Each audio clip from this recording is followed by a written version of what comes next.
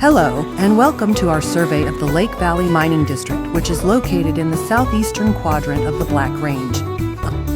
I am an AI narrator reading from a script prepared by Bob Barnes for the Black Range website, www.blackrange.org.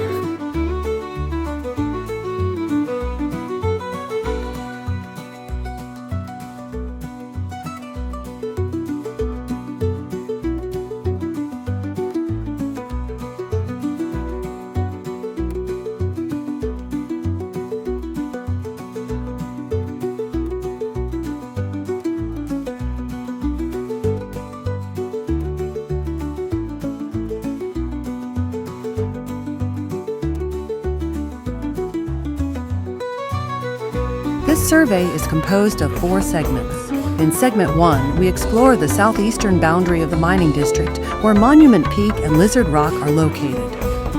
In the second segment, we visit the Lake Valley town site. In the third, the mines.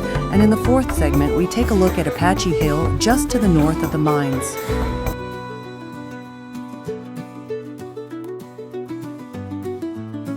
A walk to the summit of Monument Peak can be rough on the ankles. The breccia is very thick on the surface. These sharp and angular cobbles can be hard on the boots as well. As always, when walking in terrain like this, take care. Watch for rattlesnakes, stay hydrated, and walk early or late. The sun is intense and there is no shade. Flying to the summit is much easier than walking to the summit.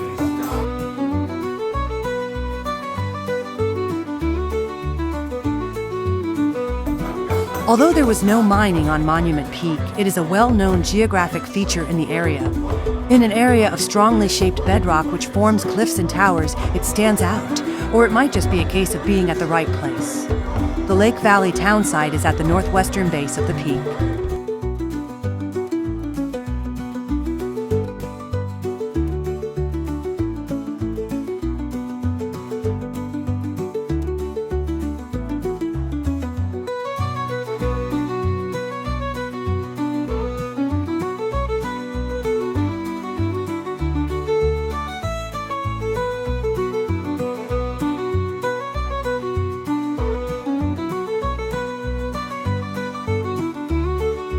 To the south of the peak, the nut grasslands stretch for miles.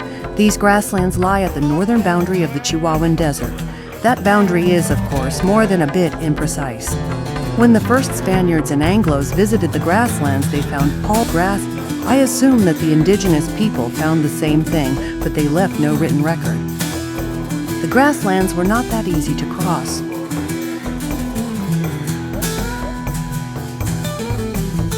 Being flat is not everything. Grass that tall creates a special kind of bushwhacking, and the sandy soil can consume the wheels of wagons. In some places, the Anglos build log roads to enable wagon traffic. Laying logs parallel to each other for miles can be hard work. That is just one example of the effort that went into this area.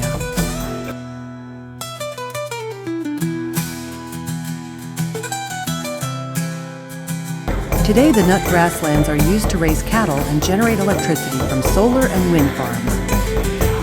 For such a dry area, water plays a significant role in shaping the topography. The low water crossings along New Mexico 27, which runs to the west of Lake Valley, are subject to a bit of flash flooding during the monsoon. Although the New Mexico Department of Transportation is quick to clear the debris from the crossings, after the water is gone, it is prudent to approach those crossings with caution following heavy rain.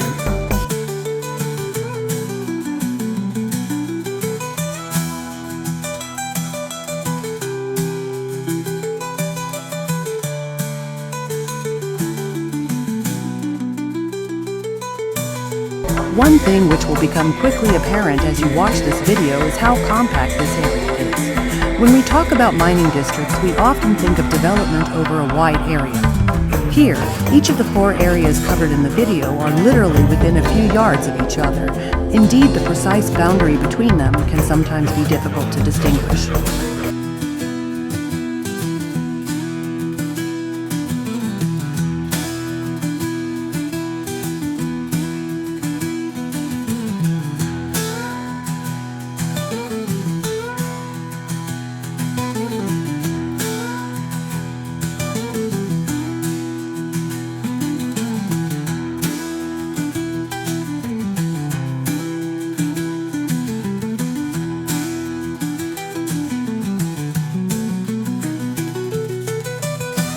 During Lake Valley's heyday, a railroad spur was built from the main railroad line at Nutt north into town.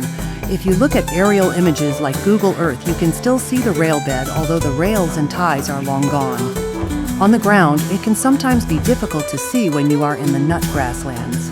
Here at the southern border of the town, the rail bed is obvious as it runs along the western flank of the hill.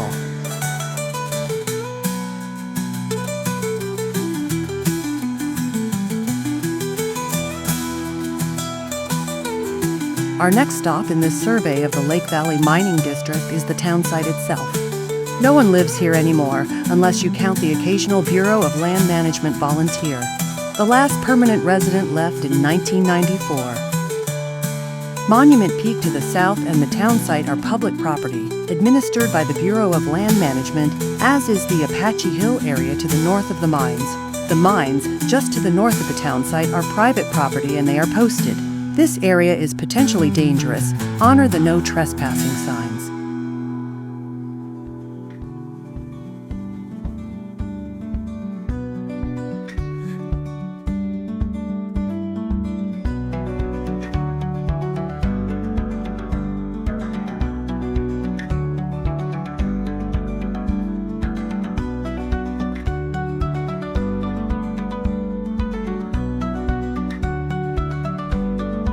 Many of the towns in the Black Range were one-ore towns. Generally, it was gold or silver. In the case of Lake Valley, it was silver. In the early 1870s, Lake Valley was nothing more than a stage stop known by various names: Sierra City, Dally, and Lake City. In 1878, silver was discovered in the area and a post office was established, which required an official name, Lake Valley. In 1882, the fabled bridal chamber was discovered, and Lake Valley moved to its current location at that time. The town had its share of ups and downs. Fires ravaged the place, and claims and denials of riches discovered beneath the ground created an ebb and flow of uncertainty. The greatest significance of this place may not have been the silver which came out of the ground, nor the threat of Indian raids and cattle rustlers. It is most likely the role this town and its mines had in creating one of the world's great fossil collections. Edward Cope was one of America's great paleontologists, and his personal collection of mammal fossils was priceless. But he invested heavily in the Sierra Grande mines at Lake Valley and was bankrupted. He had to sell his fossil collection to the American Museum of Natural History in 1895. Mining here was so successful that a railroad spur was built from the main line at Nutt to Lake Valley in 1884. That spur was not abandoned until 1934. As noted earlier, the rail bed near town is still clearly discernible, and the watering tanks, these were steam-powered trains, are a major feature in town.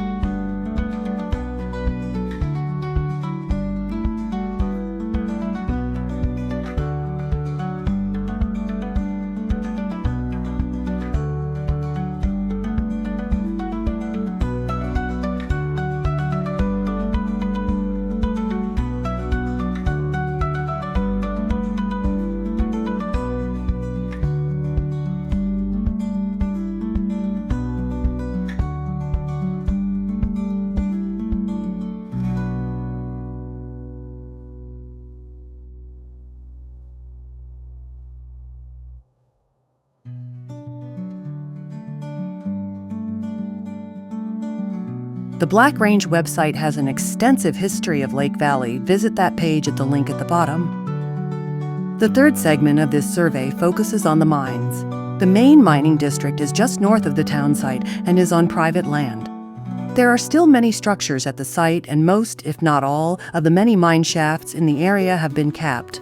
Public access is not possible. This is potentially a very dangerous place.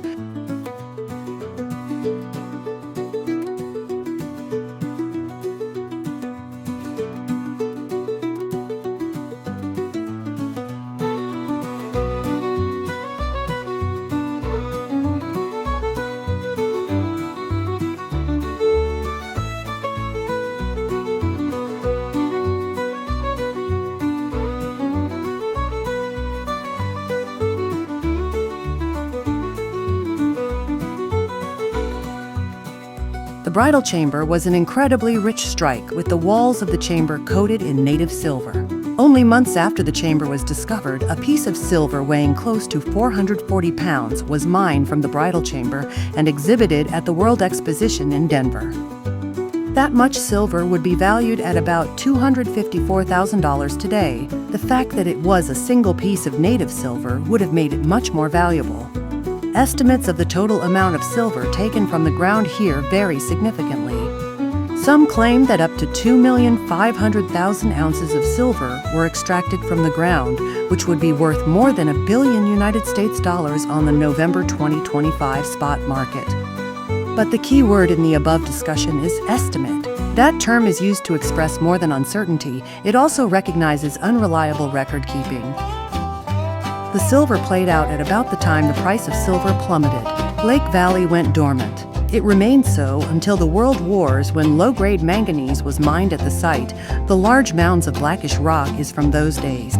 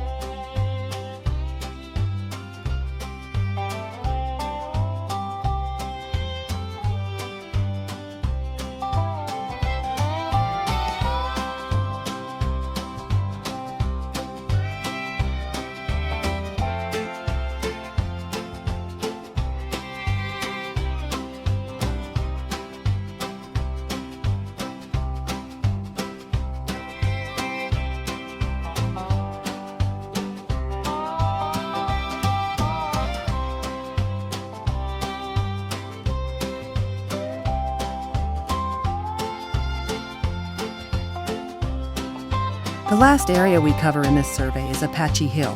This site is just to the north of the main mining site at Lake Valley. Its proximity to the mines is not why it is famous, however. The Mississippian era limestone in this area is rich in crinoid and other fossils from millions of years ago.